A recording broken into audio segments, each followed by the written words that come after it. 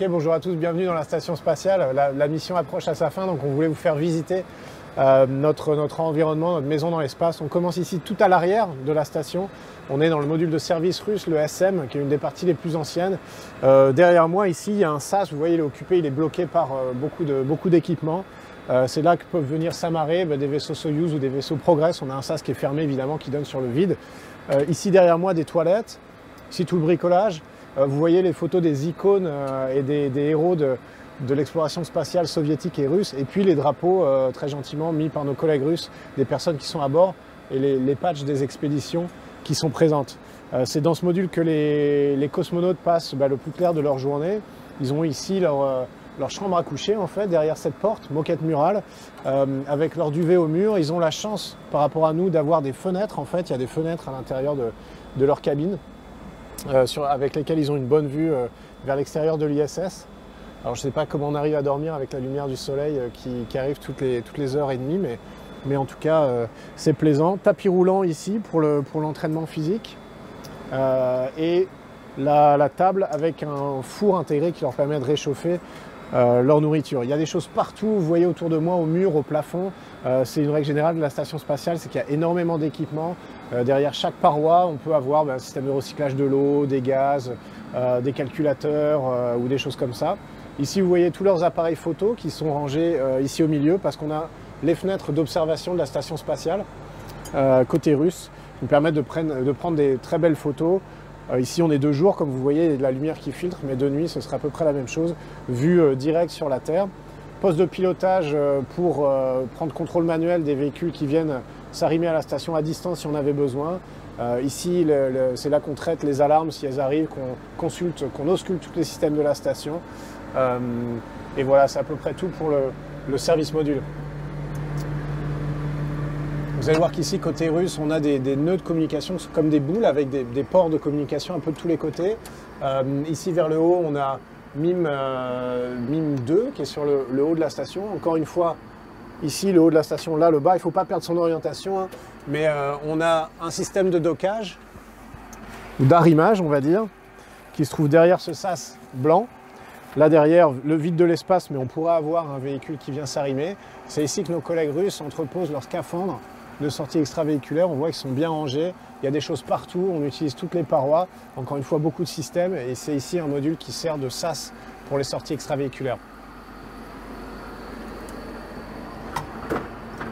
Si maintenant on traverse dans l'autre sens pour aller en face,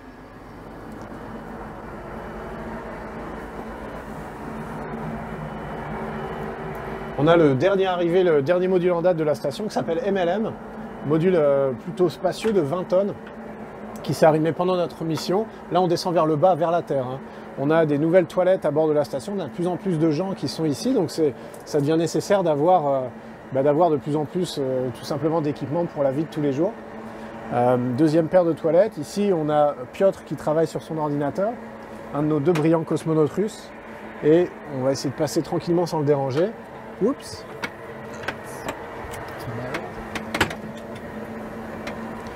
Ici, on a sa chambre à coucher, donc maintenant 3 chambres à coucher, 3 couchettes côté russe.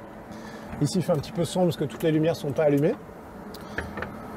Mais lui, il dort ici au plafond.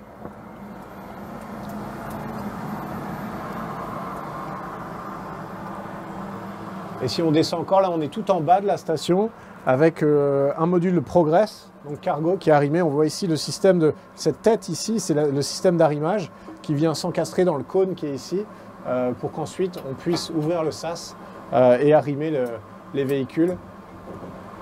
Ici, on a une fenêtre je ne sais pas si elle est ouverte. Elle est peut-être fermée, mais ici, on a une très belle fenêtre qui donne sur l'arrière de la station. Et ici, on a une fenêtre qui donne sur l'avant de la station. Петр, можно открыть окно быстро? Открыть. Так, да?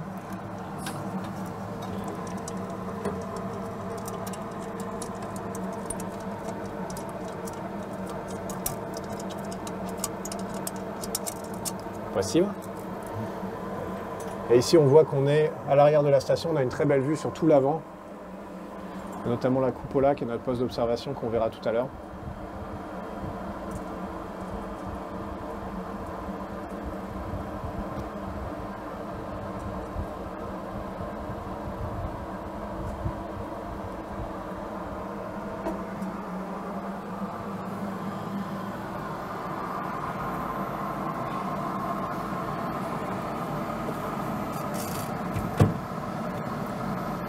suppose that you move waste to here. Because now it's Don't also worry about stuff. it. It's the normal. Ok, maintenant on passe du point le plus bas de la station, on va remonter.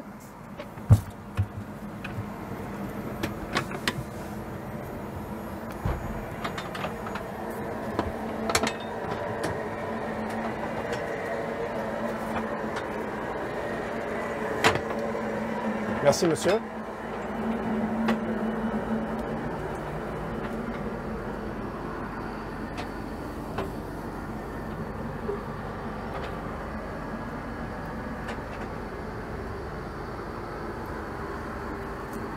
On va reprendre notre progression vers l'avant de la station spatiale.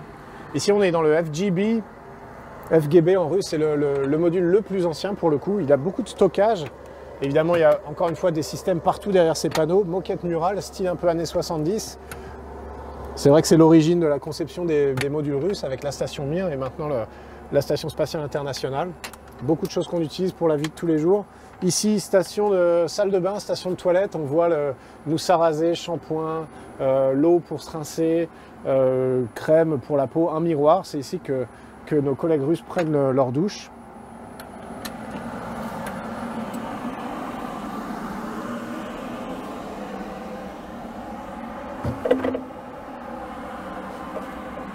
Ici encore un module qui fait le lien entre différents côté US, côté russe, et là on va descendre encore une fois vers le bas de la station. Et c'est là qu'est arrimé le Soyouz. On n'a qu'un Soyouz en ce moment à bord de la station.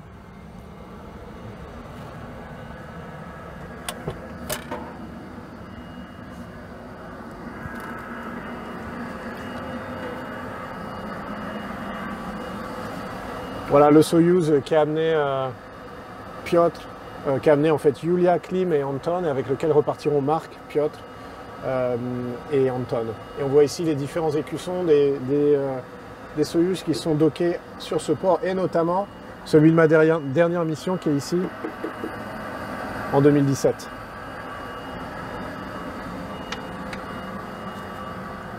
Encore une fois du stockage partout, vous voyez, c'est un peu la place qui nous manque à bord de la station spatiale. On pousse un peu les murs.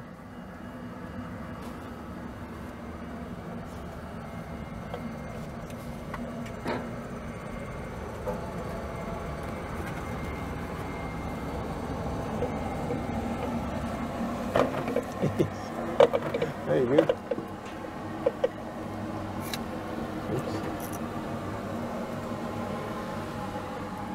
Ok, maintenant un sas important.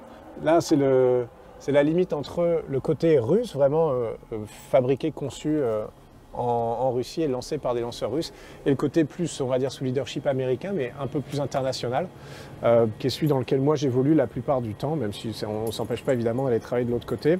Ici, un module qui s'appelle le Node 1, le nœud numéro 1, qui sert à lier de la même manière les modules. On a notre table à manger, vous voyez, avec nos condiments, sel, poivre, ketchup, mayonnaise, moutarde, tout ce qu'on veut bien, notre nourriture qui est stockée là derrière. On a ici nos fours pour réchauffer la nourriture, et ici nos frigos, qui sont des additions récentes. Hein. J'avais pas connu ça, frigo et four, j'avais pas connu ça pendant la première mission, c'était un peu plus à l'ancienne. Ici notre station de distribution d'eau pour nos boissons, ou simplement pour réhydrater la nourriture qu'on consomme tous les jours. Voilà, ce module comme ça, un module de connexion, il y a des modules un peu dans tous les sens. En dessous de nous, là encore une fois, vers la Terre, l'orientation générale, on a quand même toujours la tête vers le ciel, les pieds vers la Terre. On a un module cargo qui s'appelle Cygnus, qu'on est en train de remplir petit à petit avec tous nos déchets. On a récupéré tout le cargo qui nous intéressait, que ce soit le ravitaillement en air, en eau, en oxygène, en vêtements, en nourriture, ou évidemment en pièces de rechange et expérience scientifique. Et maintenant on le remplit de toutes nos poubelles, c'est les sacs bleus que vous voyez ici, et il va aller brûler dans l'atmosphère en rentrant. Ici, donc sur la droite de la station, à tribord comme on dit, parce que c'est un peu les mêmes références qu'un bateau, on a notre SAS, l'airlock, avec les scaphandres qui sont toujours prêts à sortir. On en a toujours deux qui sont prêts à sortir. On sort toujours à deux pour des questions de sécurité. Et si jamais quelque chose cassait à l'extérieur, on serait prêt à sortir en quelques, je vais dire quelques heures, mais peut-être 2 jours, 1 jour ou 2 jours. Il faut quand même un peu de temps pour préparer tout ça. Et ici derrière moi, alors là encore une fois, on s'en sert de stockage, mais il y a un petit module qui est assez oblong, et avec un sas qui donne vers l'extérieur de la station, et c'est d'ici qu'on va sortir en fait. On va mettre ces deux scaphandres, on a l'impression que ça rentre pas, mais ça rentre.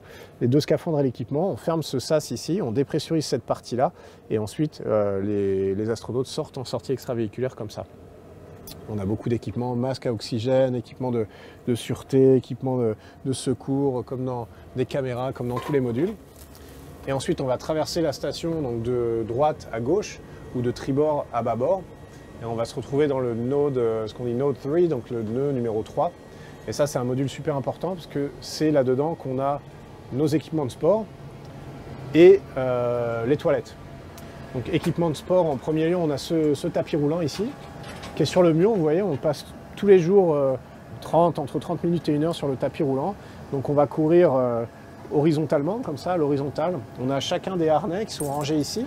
On a nos chaussures. Et on connecte des harnais, comme porter un sac à dos, on connecte à ces élastiques qui sont ici, qui vont nous ramener sur le tapis roulant. Il est isolé pour ne pas transmettre les vibrations au reste de la station spatiale. Et puis on peut regarder un film, ou on peut écouter de la musique, et on court comme ça tous les jours. Ici, on a derrière toutes ces parois, on a le système de recyclage des eaux usées, que ce soit l'urine ou la condensation, qui va ensuite nous permettre de recréer de l'oxygène, de l'hydrogène. Ici, une pièce importante, c'est les toilettes de la station spatiale. Alors maintenant, on a, comme je le disais tout à l'heure, de plus en plus de systèmes de toilettes différents. Ici, c'est le système de toilettes un peu historique, donc on utilise encore. Ça fonctionne par aspiration. Et pour ce qui est de la grosse commission, ça se fait dans ce conteneur ici. Une fois qu'il est plein, on n'a pas d'autre solution que le changer, évidemment. On n'a pas d'eau usée ou de recyclage de ça. Ici, deuxième système de toilette un peu différent, qui est de conception américaine et qui va être utilisé pour les missions de plus en plus lointaines. Donc même principe, mais conception un peu différente. Ici, on a Airhead avec Anton qui est en train de faire du sport. Donc, vous voyez la machine de sport en 3 dimensions, encore une fois isolée de la station. On peut faire à peu près tous les mouvements possibles et imaginables sur cette machine, et tous les cosmonautes, tous les astronautes, ils passent 1h30 tous les jours. C'est important pour entrer en forme sur Terre.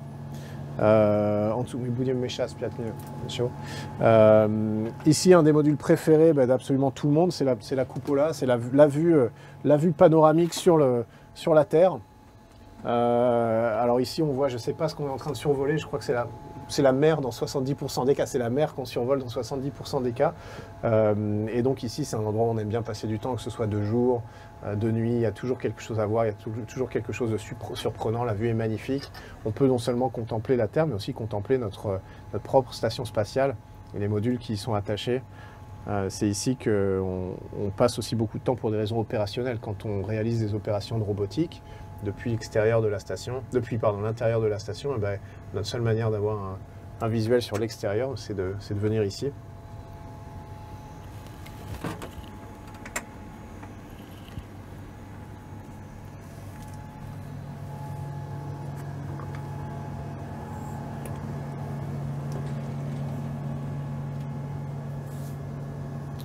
Au taquino, à Piazza.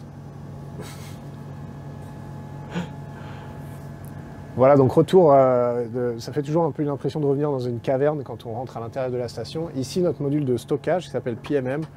Il ne se passe pas grand-chose dans ce module, sauf qu'on y entrepose énormément d'équipements, de matériel dans tous les sens. C'est un peu caverne d'Ali Baba. Parfois, on a du mal à s'y retrouver, mais grâce au centre de contrôle qui nous aide, en général, on sait à peu près où tout est. Et c'est là que commencent beaucoup d'activités. Ça commence par aller chercher son équipement dans PMM et ensuite repartir. Ok, Antoine, c'est pas si va.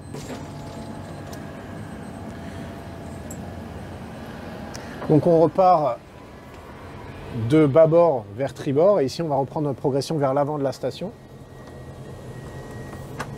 Je présente nos containers de nourriture sur les côtés où chacun a ses spécialités de son pays ou les plats qu'il préfère. Ici on arrive dans on dit le lab en général, le laboratoire plutôt NASA de la station. Ici c'est un peu le cœur de la station côté USOS, donc US Operating Segment, le segment sous leadership de la NASA. Et c'est ici qu'il se passe beaucoup de choses. C'est ici que commencent toutes les journées. On va faire notre briefing avec le poste de contrôle qui est ici, avec tous les centres de contrôle partout sur Terre. Ici, on a une station de pilotage du bras robotique, une station d'entraînement au pilotage du bras robotique. On stocke énormément de choses. Vous voyez ici, c'est nos équipements plutôt photo, télé, les appareils photo, les objectifs. On a une paire de jumelles qu'on n'utilise pas souvent, les batteries pour les caméras, les cartes. On essaye de s'y retrouver à peu près comme ça, des cartes mémoire, imprimantes, des lumières. Encore une fois, derrière les parois, on a un petit peu tout, équipement qui filtre le CO2, de l'avionique, donc des calculateurs. Encore une fois, ici, c'est pour filtrer l'air et le CO2, des équipements de recherche là-haut, réfrigérateurs, des incubateurs.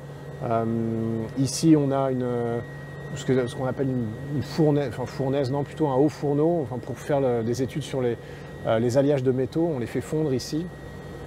Ici, on a notre vélo d'entraînement, qui est notre troisième équipement pour maintenir sa forme physique.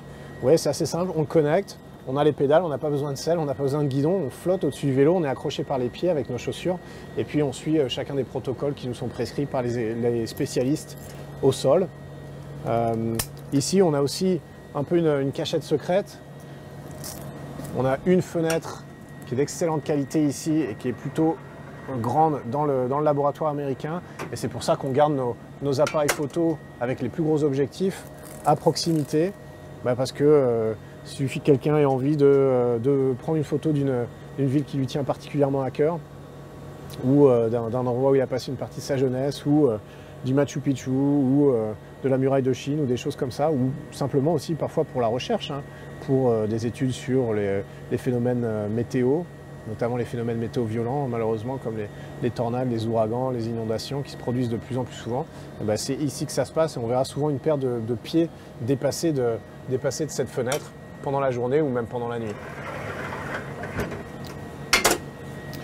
Voilà, si on continue, ici encore équipement de recherche dans tous les sens. Ici on a nos congélateurs qui sont à moins 80 degrés et qui nous permettent d'entreposer les résultats d'expériences scientifiques.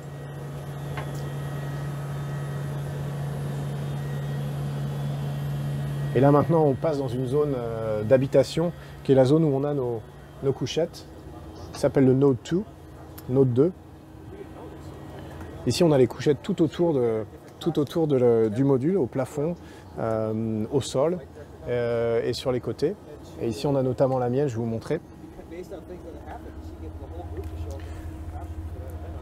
Donc c'est ici qu'on passe nos nuits, on a le sac de couchage au mur, on a son ordinateur pour envoyer des emails ou pour appeler avec le téléphone sur IP. On a des choses personnelles ou je sais pas, des items de la famille, des boîtes de chocolat, une brosse à dents, enfin tout ce dont on a besoin. C'est comme une cabine sur un navire en fait. Et ces vêtements sont au mur et c'est ici qu'on va passer toutes nos nuits et pas mal de temps aussi pendant la journée. On en a 4 ici. Ici, ces tables, c'est plutôt notre endroit bricolage. Vous voyez, il y a pas mal d'outils qui sont au mur. On utilise beaucoup d'outils différents. C'est un peu la maison du bricolage ici. Et c'est ici qu'on va réaliser toute la maintenance qui est un peu compliquée grâce à ces tables qui sont orientables. Parfois aussi des expériences scientifiques. Beaucoup de câbles de réseau, vous avez vu, ont un réseau un peu compliqué à bord de la station spatiale. Mais ici, c'est plutôt habitation et bricolage. Les aspirateurs qui nous permettent de faire le ménage et aussi de se couper les cheveux tous les samedis ou presque. Il y a une séance de coupe de cheveux, c'est très artisanal évidemment parce que personne n'est professionnel, mais on s'entraîne un peu les uns les autres et les résultats en général sont acceptables. Maintenant on est tout à l'avant de la station spatiale, on va tourner à l'avant à gauche, donc à bâbord, et on est dans le GEM, le module japonais, qui est un des modules les plus spacieux de la station spatiale. Très bien entretenu, bien rangé, beaucoup d'expériences de recherche, je ne vous fais pas le détail, mais encore une fois, stockage, équipement de recherche partout. Ici, il y a marqué « ne pas toucher », donc je vais essayer de respecter. Pas mal d'expériences en microgravité, encore des congélateurs qui cette fois sont dans le sol ou sur les côtés. Ici, on a un équipement qui est assez sympa, c'est ce qu'on appelle une glove box, donc vraiment cette enceinte fermée où on fait des opérations de recherche en essayant de ne pas contaminer ce qu'il y a à l'intérieur ou de ne pas nous être contaminés par ce qu'il y a à l'intérieur. Derrière moi, on a le SAS, pas pour les sorties extravéhiculaires avec des astronautes, mais simplement pour sortir des équipements. On peut à l'intérieur, il y a une table qui s'étend comme ça dans la cabine. On peut installer par exemple un lanceur de microsatellites, de nanosatellites ou n'importe quelle charge utile qu'on a besoin d'exposer au vide de l'espace. On ferme cette porte-là, on ouvre l'autre et on sort l'équipement dehors. Je vais essayer de vous montrer la vue.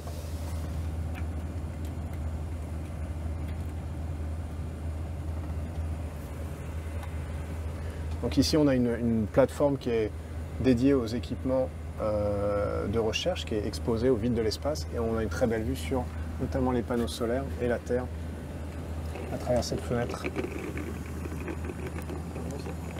Bien. On voit notamment les panneaux solaires qu'on a installés avec Shane en sortie extravéhiculaire.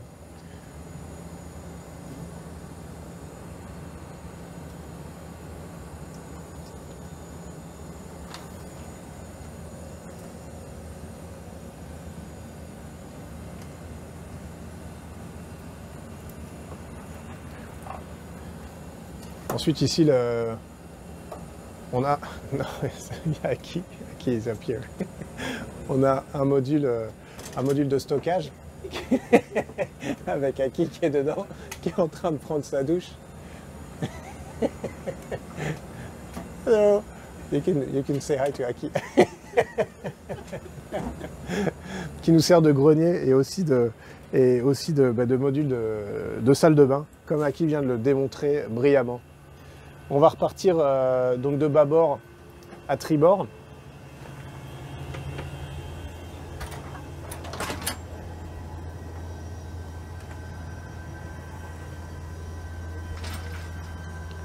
Et maintenant on arrive en territoire européen, c'est le module Columbus. Ça c'est vraiment ma maison dans l'espace, c'est là que je passe quasiment le plus clair de mon temps.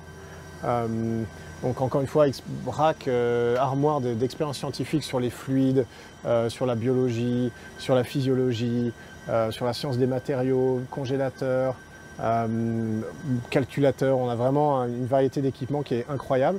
On a une dernière addition à la station spatiale, c'est une couchette, une nouvelle couchette qui se trouve ici dans le plafond,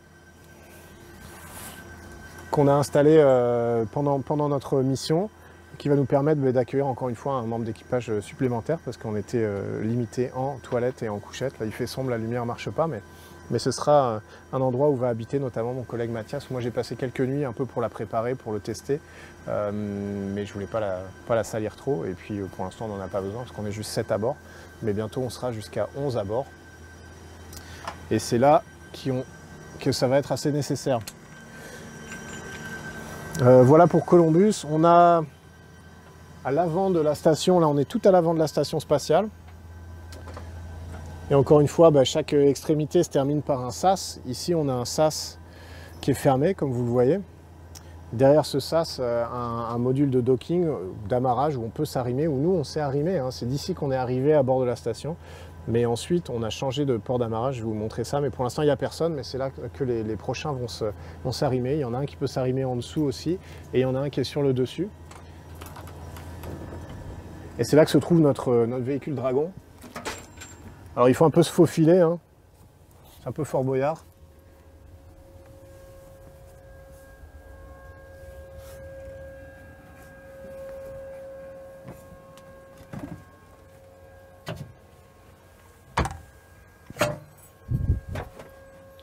Et voilà notre Dragon qui est aussi la chambre à coucher de Shane, donc on va pas trop le déranger, mais c'est ici qu'on a nos équipements de secours. Si jamais il devait y avoir un gros coup dur, on se réunit tous ici et c'est d'ici qu'on va essayer de répondre à la situation et puis qu'on évacuerait la station spatiale. C'est notre capsule qui nous a amenés, mais c'est aussi notre capsule de retour, notre capsule de sauvetage.